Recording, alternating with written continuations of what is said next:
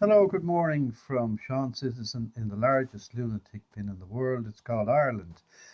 Just noticed recently that a large amount of the asylum seekers come from Afghanistan.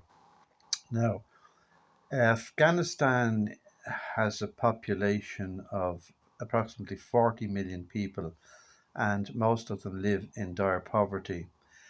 Interestingly, about 45% of the population are under 15.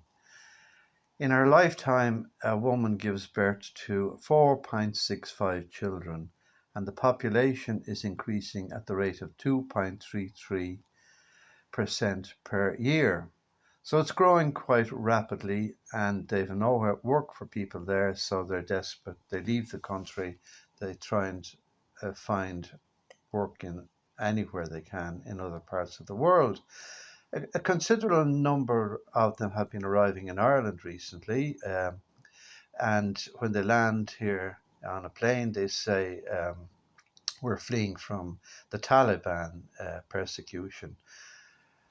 There's 30,000 Taliban soldiers active in Afghanistan, and that number of guerrilla fighters has beaten the might of the United States Army, who has spent trillions of dollars over a number of years trying to subdue the country unsuccessfully.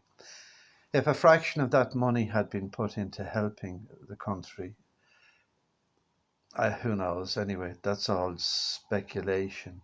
But fact is, if you want a better life, young boys from Afghanistan who represent a, a vast number of the population and manage to get your way to Ireland, just say to the boys when you arrive at the control, I'm fleeing from the Taliban. You will immediately be taken in, given shelter, food, processed for maybe 10 years, and probably allowed to stay if you're here long enough.